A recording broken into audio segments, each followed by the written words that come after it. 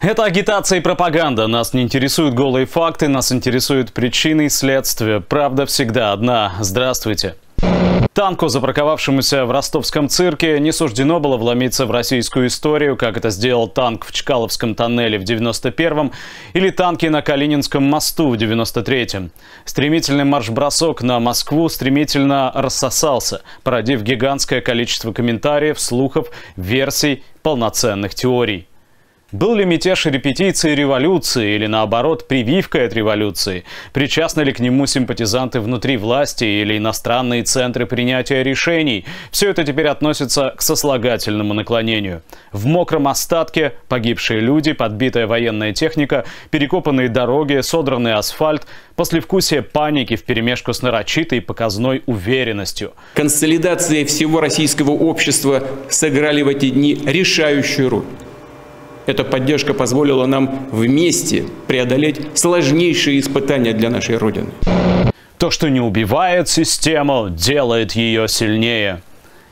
Нельзя сказать, что чувство уязвимости не было знакомо центральной России до сих пор.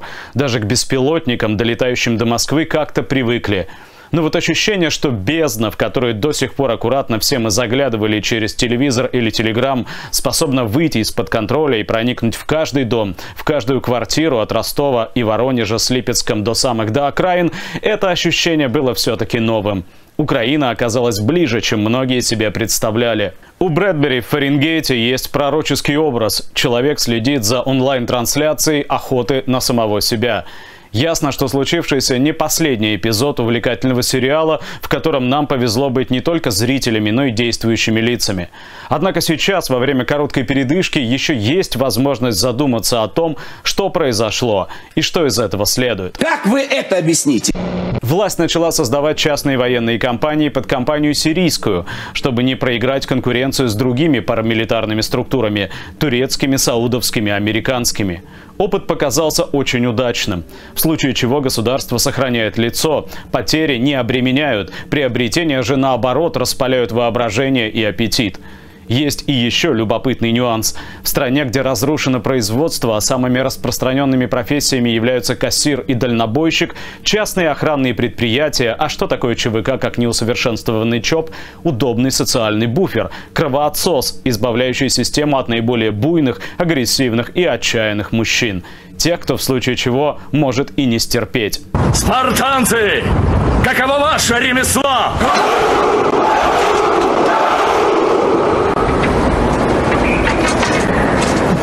Видишь, друг мой, я привел больше воинов, чем ты.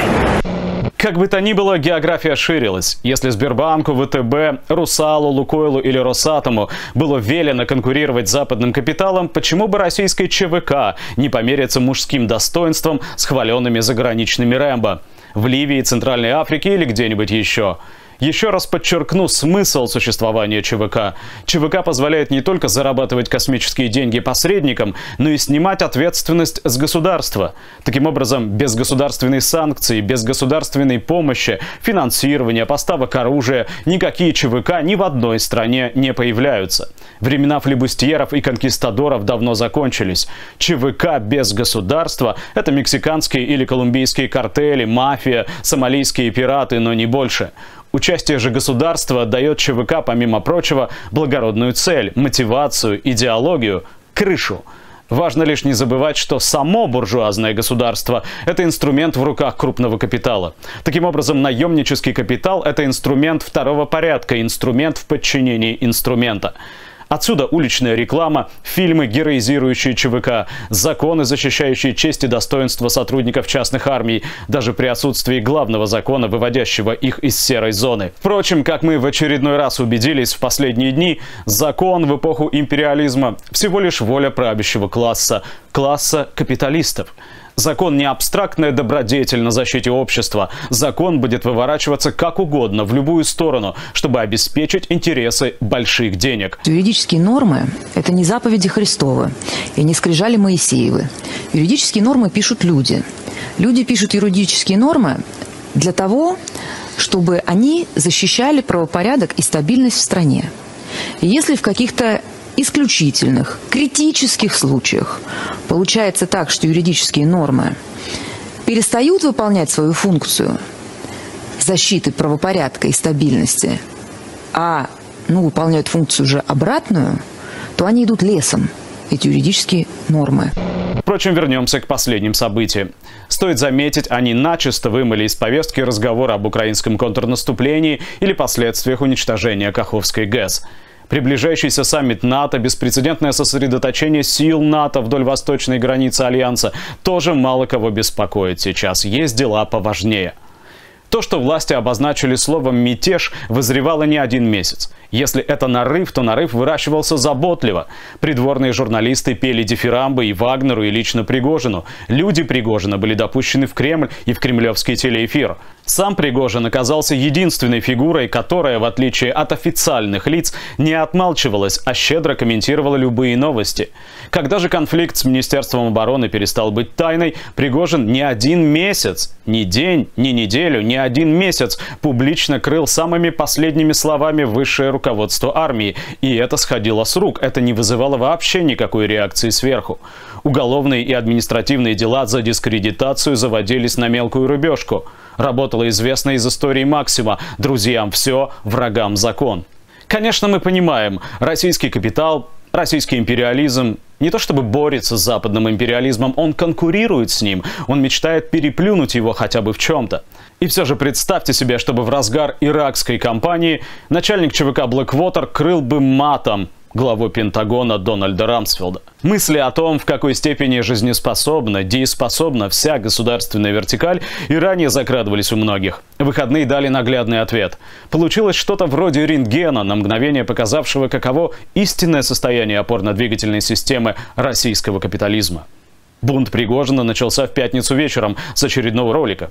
Вообще выступления этого человека никогда не удивляли последовательностью.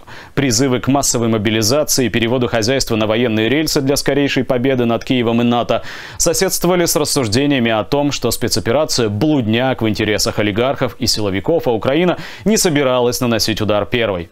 Все уже настолько привыкли к неразберихе, путанице, потоку взаимных обвинений и оскорблений, что угрозы Пригожина отомстить неразумным военным поначалу не вызывали никакого ажиотажа. Но потом появилось видеообращение, предупреждение от почему-то вооруженного генерала Суровикина, а потом от генерала Алексеева. А потом, спустя какие-то часы, тот же генерал Алексеев вместе с генералом Евкуровым уже беседовали с новым Пугачевым в занятом Вагнером ростовском штабе. Оказывается, Пригожин не шутит, а Вагнер действительно движется на Москву. Москва готовится к обороне, Путин записывает обращение, в котором проклинает изменников и большевиков заодно, но куда ж без большевиков. Это удар в спину нашей стране и нашему народу. И именно такой удар был нанесен по России в 1917 году, когда страна вела Первую мировую войну. Но победу у нее украли. Мятежники и военные обмениваются несколькими ударами. Горит воронежская нефтебаза, в Ростов едет чеченский Ахмат, в Москве блокпосты и мешки с песком, пробки, истерика, разлетающиеся бизнес-джеты и билеты в Ереван за 190 тысяч. Ну а дальше в ночи появляется Алладин. Лукашенко, который хлопает в ладоши, произносит одному ему известное заклинание, и джин мятежа засасывается обратно в кувшин. Ростовский танк покидает ростовский цирк, оставив единственный вопрос: что это было? В англоязычном интернете он звучит так: What the fuck is this? Что же это было? А все сразу. И впервые невозможно обвинить в заговоре Запад, даже если Запад, как, например, намекал журнал «Экономист» и поддерживал контакт с Пригожиным, допустим, через бессмертного главу украинской разведки Буданова. С вытаращенными глазами за ростовским цирком наблюдали все. Вашингтон, Лондон, Брюссель и Варшава с Киевом. Значит, приказ был. А как же? Приказ стрелять! А как же? Ну и кто стрелял? А никто. Если и мог кто-то по-настоящему вмешаться, то, пожалуй, только восточный сосед, чьим неофициальным представителем на районе давно выступает Лукашенко. Скатывание России, как еще недавно Казахстана, Беларуси, Венесуэлы или Ирана, в гражданскую войну очень сильно поменяло бы конфигурацию фронта в противостоянии двух главных империалистических центров, двух главных империалистических сил США и Китая. Впрочем, все это, конечно же, домыслы, спекуляции.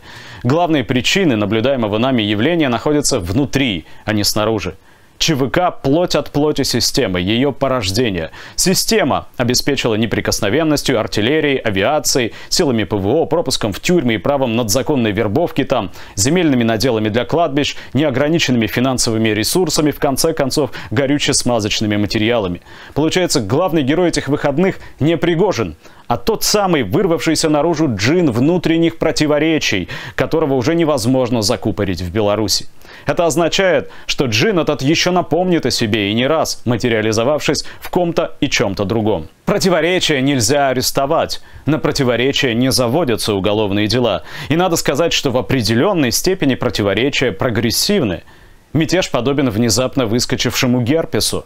Иммунитет разрушается. Симптомы деградации бесспорные теперь уже для всех бюрократов и их медийной обслуги, военных, спецслужбистов, простых гражданских лиц. Эти симптомы больше не удастся замазать никакой пропагандой. В сердцах скольких лоялистов и охранителей в эти выходные поселился страх. На фоне обреченной пассивности граждан, одинаково равнодушных и к власти, и к покушающимся на власть, срок годности пресловутой внутренней стабильности истекает на глазах. Попытки устроить внутреннюю смуту обречены на провал. Повторю, была проявлена высочайшая консолидация общества. Как там было в популярной песне из 90-х? Я видел акулу за кормою, акулы глотают слюну, капитан. Все акулы в курсе, что мы скоро пойдем ко дну. Уголовное дело на Пригожина не закрыто, даже после объявленного Песковым помилования. Подумаешь, юридические формальности. Впрочем, как бы ни относиться к Пригожину, в одном ему не откажешь – в чуйке. Слово «справедливость», поднятое им на флаг и добавленное к лозунгу Вагнера, появилось не просто так. Да, своей аудитории этот месседж не нашел. Но ведь и аналогия с Первой мировой пока не до конца сложилась. Ни массовой мобилизации, ни военно-полевых судов, ни сопоставимых потерь еще не было. Хотя движение с обеих сторон фронта именно в этом направлении. Даже западная пресса уже вспоминает Галицию и Верден. Ой, ни поддержки, ничего. Даже наши 5 раз стрельнули с чего-то тяжелого, они 500. Я не знаю, какие планы нашей власти. Но это похоже на уничтожение своего населения. Скажем так, боеспособного и трудоспособного. И все.